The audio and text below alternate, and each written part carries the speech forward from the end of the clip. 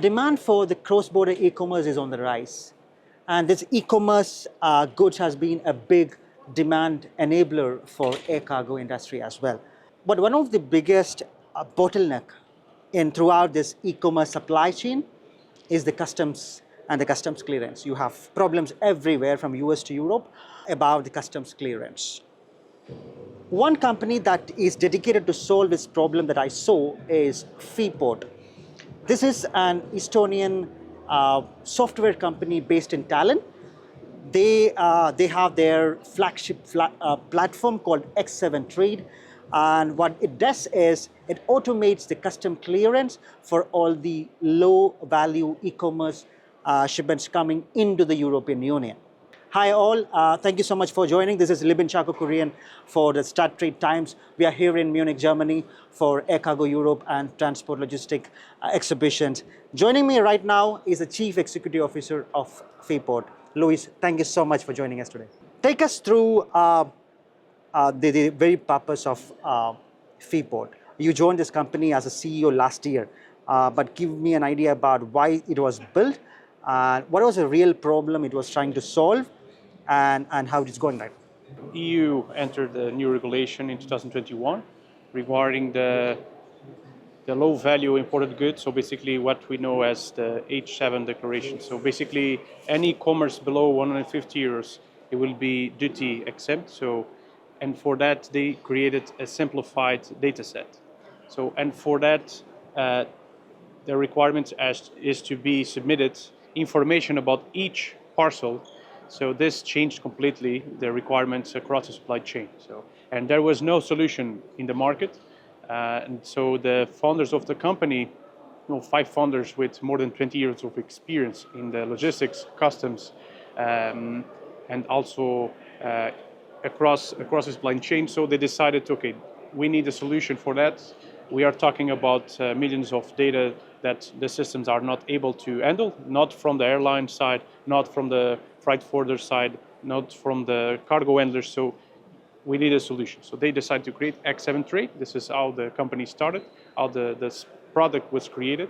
So since then, since 2021, the company is operating now in 10 EU member states regarding the custom clearance. So basically, we offer the infrastructure in 10 EU member states, and also now the ICS2 regulation. We basically help companies to comply with it. Okay, so now take us through the platform specifically.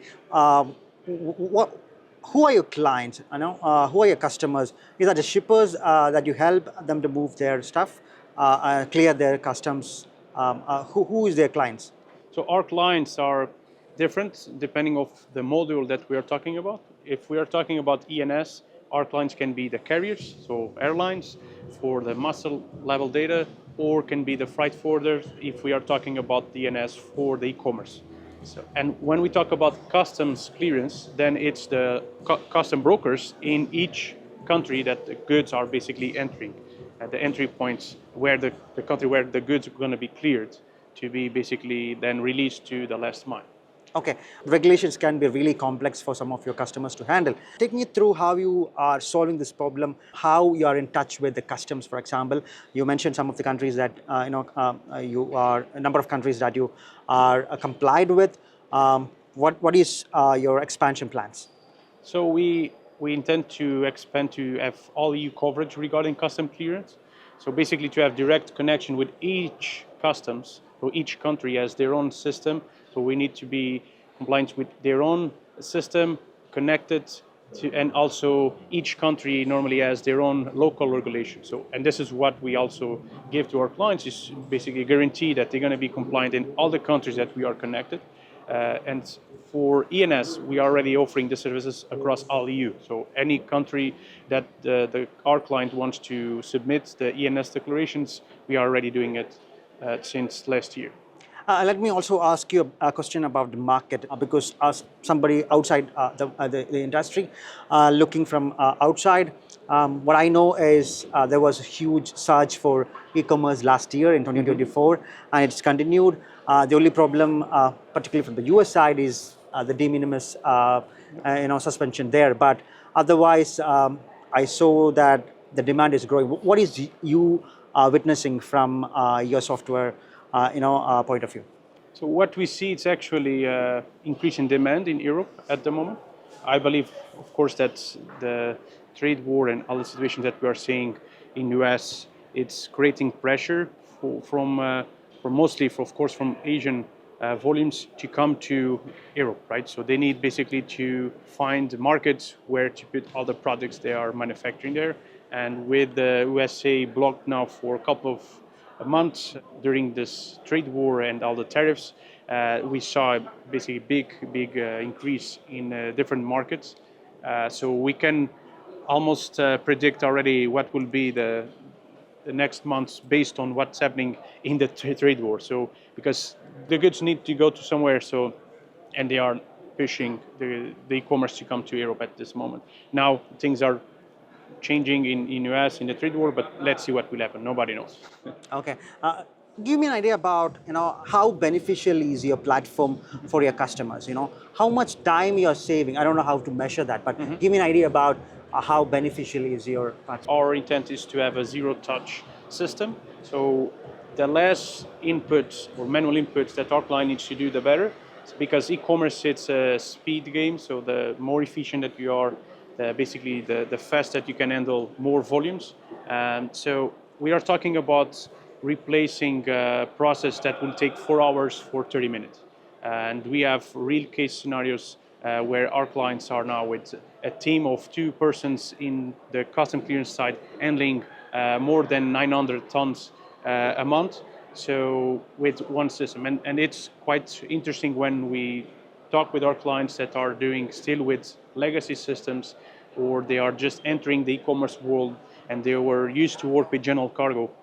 And when they understand actually the speed, let's say the KPIs they need now to comply with, the time that they need to do faster, scalable way, and they don't understand how can this be done, because we are talking about much more data and less time. And this is exactly what we are seeing now also from the air cargo side with all the changes in tariffs, in trade war. So the sector needs to be faster. We need to take decisions in less time. We need to be ready. And this is already happening in other industries now. I think logistics, as one of the last multi-billion industries, is catching up. So basically, everything now needs to be digitalized. And we are still seeing legacy systems. For example, we are talking about the air cargo messaging system has more than 50 years. So this is an example that the industry still needs to adapt. Now, e-commerce, I believe, and also the trade wars is pushing, and we're finally seeing companies looking for solutions, and there's no other option without adapting and be ready for now the new century. The customs clearance issue is a universal problem. Now, I can see that in many places around the world, but how is the customs authorities are responding to a solution like yours? Because they are also on path of digitalization, but there are many bottlenecks there as well. We have different experience in different countries. Of course, every customs, basically what they want is to make sure everything is according to the law.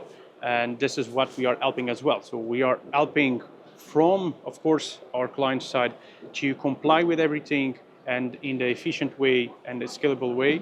And we have normally initially a direct contact with customs. They need to understand that we are here together.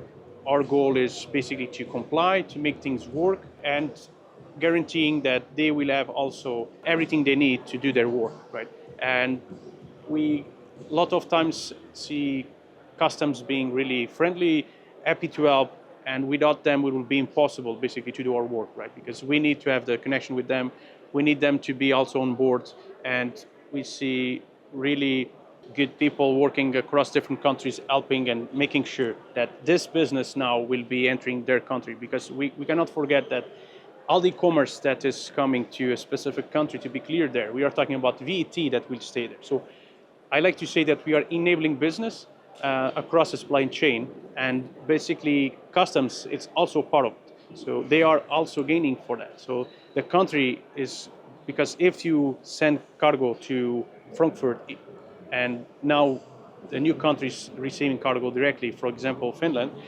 all the commerce that now is getting cleared directly in Finland, we are talking about business that creating jobs, VAT for the government. So this is all volumes and jobs and business that we are enabling there with our technology, and also different partners are involved in this process, right? So this is what and customs need to be there. So they are a fundamental piece of the supply chain. So without them, there's no way to bring e-commerce and to turn this into also a business for everyone in the market. One of the problem with the e-commerce shipments is that there are very small pieces, for example, compared to the traditional cargo. The thing is that we need to have the data from that parcel level, from about each shipment. Have you already reached that level in terms of getting the data done? What is your communications with your shippers, maybe your customers? Our customers have the data, they receive the data from their clients. Typically, it could be the e-commerce marketplaces, could be consolidators, and they input the data in our system. It could be through our interface or through API, and then we run a validation of the data. We also have integration already with some of the, let's say, biggest e-commerce marketplaces and or consolidators or freight forwarders. So they send the data automatically to our client account. So the data is submitted automatically. We reduce all the previous process that was by email or basically send it by email or by zip, or basically all manual processes now are automated in most of our clients. So they receive the data, we validate the data for missing information, missing HS codes, buyers, sellers, so all the data set that is required for the custom clearance and also for the ENS. And one of the biggest advantages is in one system, in one ecosystem, our clients are able to comply with the ICS2, so ENS submission, so house filing submission, and then with the same data, without any other manual input, they can send to customs. So we are giving you opportunity of even the customs brokers to have additional services, to offer this additional service. So basically they can offer already ENS submission for their own clients and keep compliant. And when we talk about custom brokers, this is just one example. We work with integrators, all the logistic operators, so international integrators. We have even last mile companies that are working with our system. So basically, if they have their own in-house customs team, or if they work even with a partner, they can use our system, our infrastructure, to make sure that it's efficient and automated, because we work with bulk e-commerce. So we are talking about millions of parcels that it's not possible to do in the local system, or a lot of times even legacy systems that are built in local servers that doesn't have the speed. And so basically our system could be scalable for any size to be submitting data in any number, right? So a lot of times we need to limit our system according to the customs limit. Otherwise, it will basically crash the customs system. Okay, to build some solution like this, you need very robust technology and a team for that. Give me an idea about your team and the technology behind it. As I mentioned, the company started in 2021. So it was initially built by one of the founders together with the local team, Estonian team. And now we have 6 people on the team. So we are quite small team, but efficient, and basically working now with 10 new countries, as I mentioned. Happy to scale to other countries and without any issue with the basically demand that we are getting. I would like to know what is next in Feeport. Okay, which are the countries that you're present right now, where you are expanding very soon. Of course, I know you want to expand to the entire EU, but which are the countries in your list immediately? And what are your other immediate priorities right now in terms of maybe features? Regarding the new countries, I cannot reveal at the moment because basically we are working on demand. We have clients or projects that we are working on right now, and we are expanding based on that. So we, as a small team, and basically the company is focused on keeping the efficiency, keeping the regulations, keeping basically compliant with the regulations, and adding new features to make sure the supply chain has data sharing capability across them. So as example, the marketplace can know in real time if the goods are already cleared or if they are entering customs. So this is one of the crucial things now for e-commerce as well. And at the same time, they can share with any other partner. So the data part is crucial. So also working with the data to provide to our clients so they can understand better their business. They can basically optimize also their teams to be adding even new countries. And this brings to the last part is our multi-country system that we have. So any company could be using our system and operating in several countries at the same time. This is not typically, so we see a lot of times that custom brokers are operating in one country when we are talking about small companies. But more and more we see custom brokers operating now, adding UK, Poland, and wanting to go to the biggest markets, and our system is ready to support as an infrastructure. Of course, AI is something that it's now really important to look for, but everything that we are doing in the end is to bring more efficiency, compliancy, and to be scalable for our clients. So the more volumes they do, keeping compliant, and the more markets they can enter with our solution without having to have their own team, it's our goal, basically, to work together with them. What are your biggest challenges in expanding to a new country?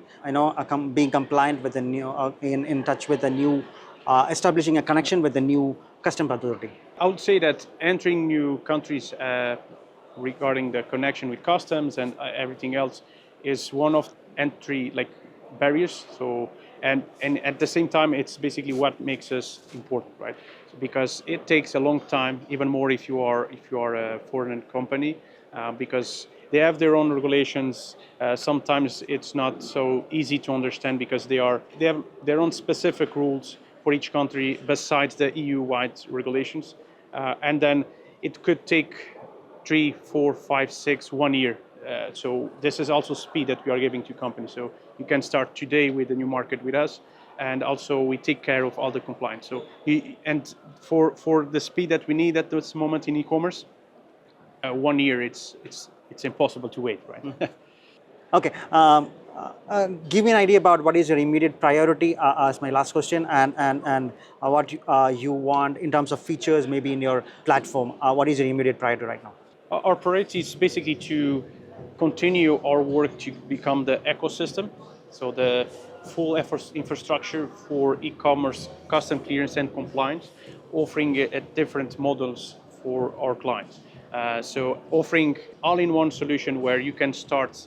This is something that we already offer, but we still need to keep improving that and adding capabilities, for example, to work with the data, also to add new countries and to turn even more efficiency, the interconnectivity with other systems that you may use. For example, for cargo handlers, we have integrations with partners. So it needs to be a solution that can start from day one and be adaptable for each company operation. And this is, at this moment, it's already possible to do with our current solution, but we need to continue improving and adding, for example, NCTS 5 for transport declarations or high-value imported goods. We are already, for example, offering this in Estonia, but not other countries. We are focused in the low-value imported goods. But this is other, let's say, features or improvements or adding more functionalities that also help our clients to offer more services for the e-commerce world as well.